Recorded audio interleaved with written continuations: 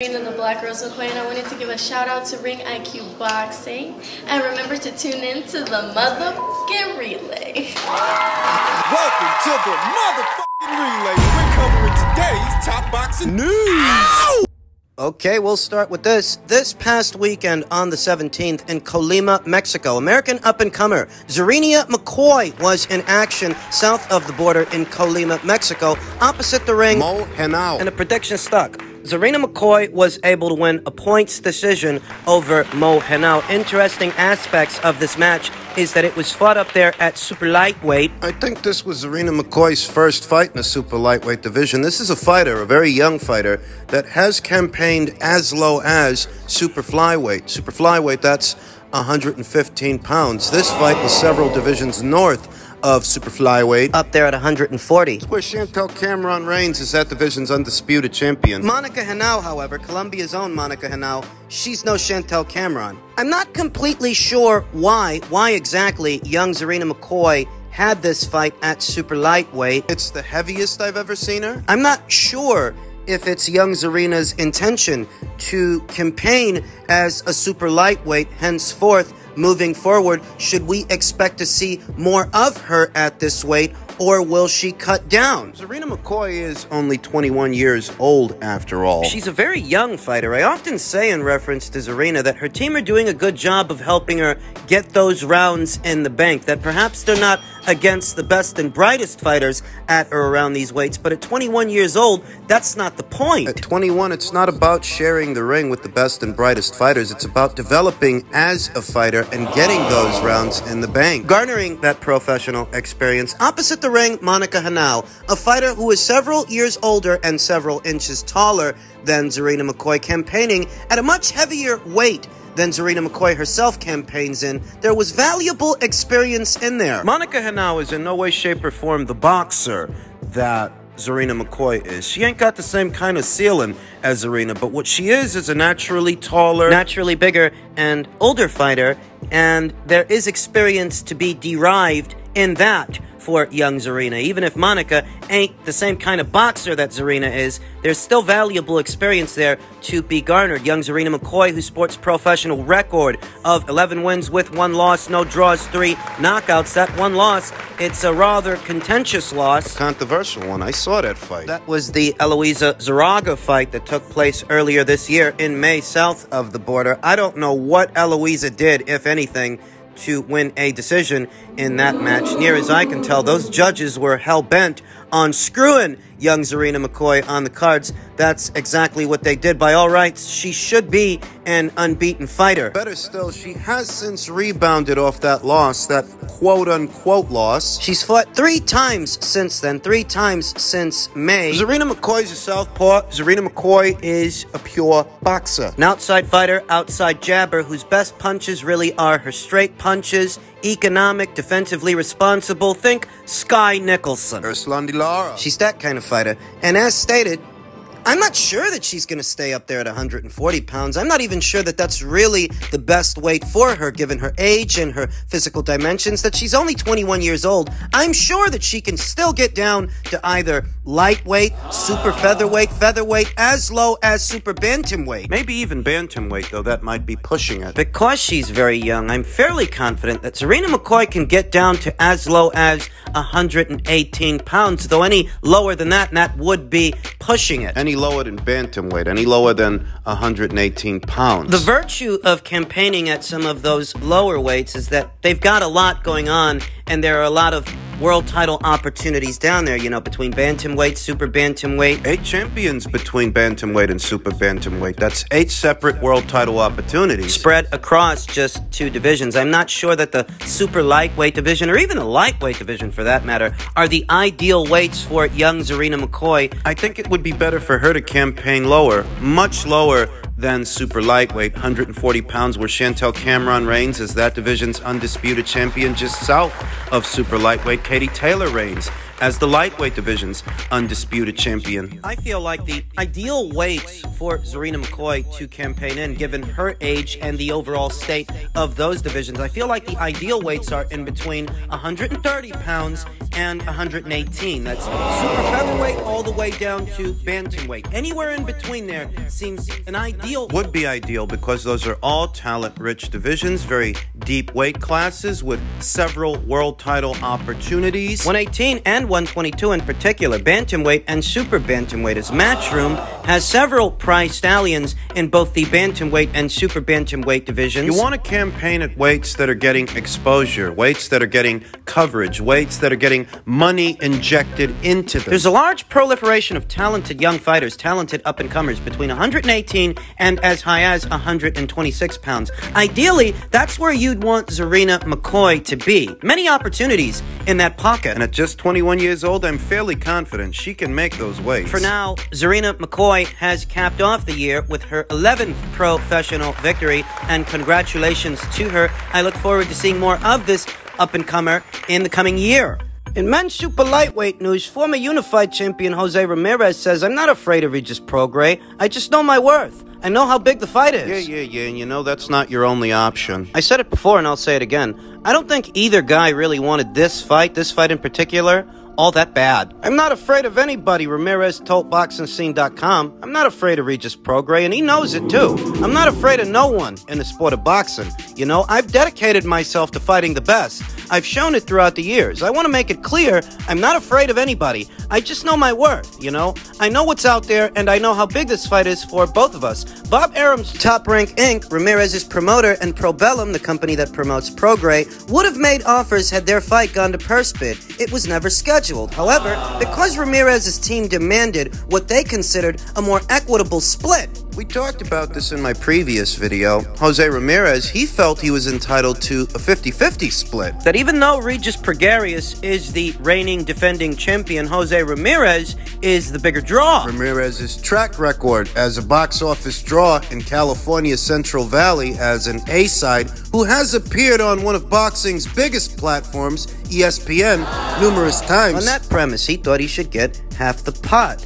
And, you know, had the fight gone to a purse bid, and had Top Rank won the purse bid, Prograis versus Ramirez would have been telecast live on ESPN, not on pay-per-view. Prograis versus Zepeda was the main event of a pay-per-view show that costed $59.99 on November 26th. Top Rank and Probellum couldn't have struck a deal that would have eliminated the need for Prograis versus Ramirez purse bid because Arum's company will not work with Probellum. Arum has stated that he can't do business with Probellum because of its alleged ties to once influential advisor Daniel Kinahan, a notorious organized crime figure who Probellum's executives. There is a connection between the fledgling promotional outfit and crime figure Daniel Kinahan. Regis Prograis has a promoter that has a right to send an offer to me, and they never did, Ramirez said. Probellum has no network behind them. That's why. You know, they have no network behind them. I'm trying to push Regis to make this fight closer to a 55-45 split, a 50-50 split, and take 10% off the top and give it to the winner. Something to make Top Rank and ESPN support me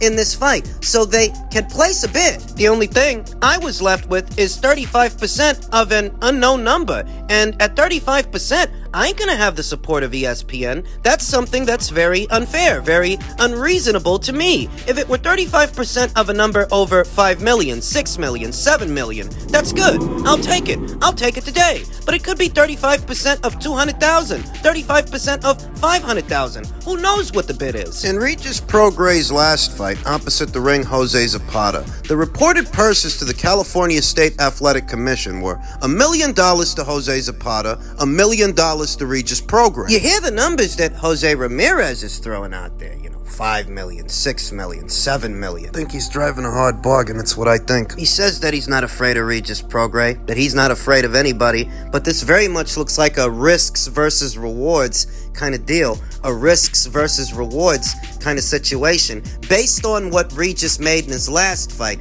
as part of that Marv Nation show for what was then the vacant WBC title, and what he should make opposite the ring Jose Ramirez. I'd put the number for Regis between $1.5 million and $2 million. For Jose, give him a cool million. I don't get the sense that you should be spending well over $3 million for a fight like this, if I'm being honest. $3 million, 3.5 the max. Total, but no more. No more than 3 to 3.5 million in guaranteed prices. Now, Jose Ramirez continued, "There's a minimum I have with Top Rank. That minimum is to protect me and protect my value. so there's a minimum of what I believe I'm worth as a fighter. I can't just be pushed into something and then they still haven't made an offer. Probellum hasn't. His promoter should have done their job and brought me an offer to the table. But I have a family to take care of. I have to take care of myself. I got a career to protect. This is my business. No one is really afraid, but if the business doesn't make sense for someone, they shouldn't take the fight. What Jose's telling himself is, what am I going to fight this guy for this amount of money when I can make the same or more money fighting Richard Comey? For Jose Ramirez, it's easier to assert A-side status over Richard Comey because neither one among them is a champion, but Jose is more of a ticket seller than Richard Comey. This year, I decided to put boxing to the side and focus on my family, Ramirez said. You know, so it's my job to get back in the ring as soon as possible as well. So I didn't need to try to educate a fighter about business for too long, you know. What Prograis doesn't realize is that a smaller percentage, 55-45, of a bigger pie is much better, a much better deal for him than fighting for 65% of a very, very small pie, or fighting someone who doesn't generate what I'll generate, because I doubt Teofimo is going to fight him at 35%. Teofimo Lopez, former unified lightweight champion Teofimo Lopez. He had a lot to say about Regis Prograis after the Zapata fight. Called the guy slow, said this and that, you know how it goes.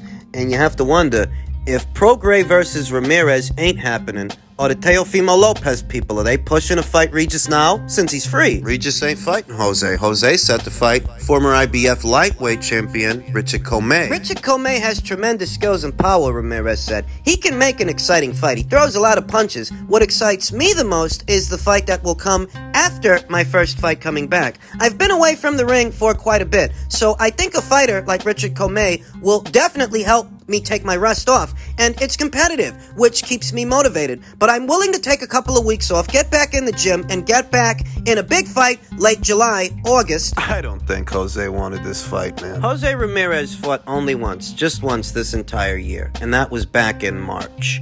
And if he would have returned to action early next year, in March, it would have been a year in between fights. And you're telling me that after spending a year out of action, your first fight back is going to be Regis at 35%? No fucking way. You tell a guy you want a 55-45 split or a 50-50 split. He's not going to go for that. 60-40 I could understand. 60-40 I could see. But 50-50? 55-45. Jose didn't really want this fight. At least not right now. And asking for what he was asking for... And remember that the only reason that we're here is because the WBC ordered this fight, based on where Jose Ramirez is in the current rank standings. They ordered it. They're the ones that brought the both of these guys to the table. But when they did, Jose Ramirez, he wants 50% of the pot? Come on.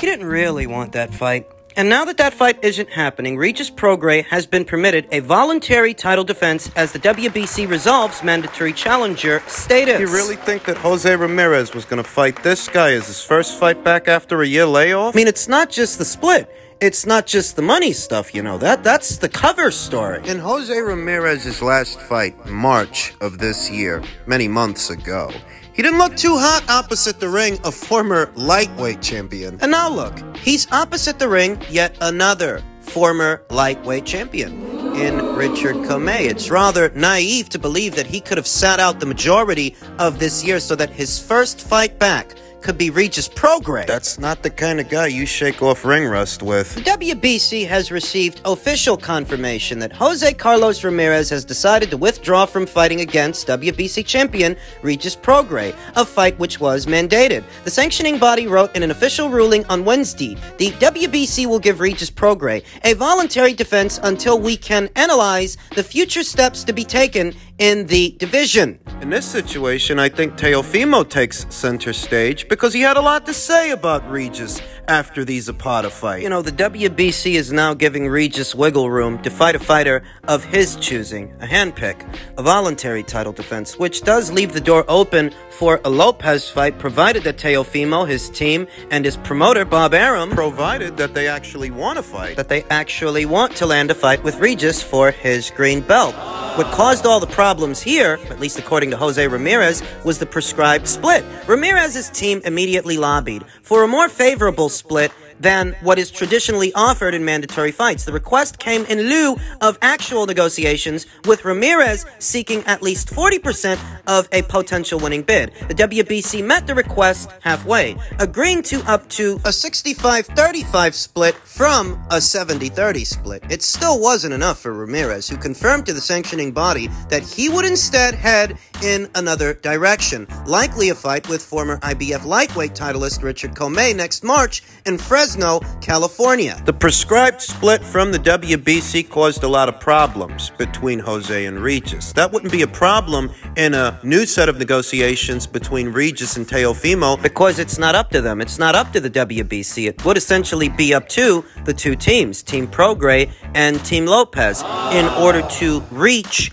amicable terms and an agreeable deal. They have the wiggle room to do that amongst themselves. Because it'd be a voluntary title defense, not a mandatory. If Teofimo really wants a Prograis fight, now's his chance. Though as far as a Prograis fight, Sandor Martin, who just fought Teofimo, according to Sandor, Regis Prograis would kill him. I think a lot of people feel that way, given how Teofimo looked opposite the ring Sandor Martin. The Spanish contender predicted that WBC super lightweight champion Regis Prograis would handle Lopez easily if they eventually fought for Prograis' 140-pound title. Lopez moved closer to a shot at Prograis' crown when he edged Martin by way of a split decision in their WBC eliminator match 2 weeks ago at Madison Square Garden. Now Regis Prograis, he'll kill him, Martin told ESPN's Bernardo Osuna following his close loss. Prograis will kill him 100%. Now that Jose Ramirez has passed on the fight, you know who the next highest ranked contender is? I'll tell you who. It's Teofimo Lopez. I feel like Teofimo has a knack for writing checks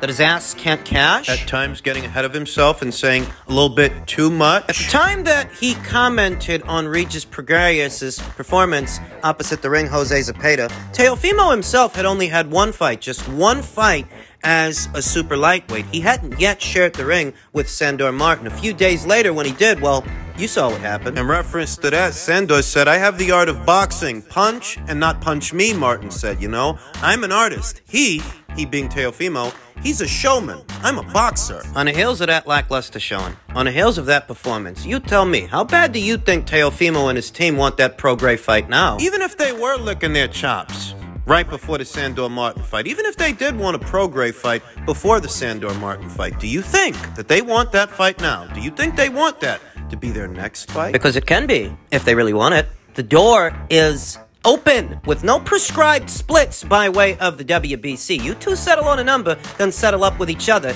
in the ring, and we'll see who's slow. I don't see why that shouldn't be Teofimo Lopez's next fight. He said he wants to fight for a title sooner than later, right? Right. So get her done.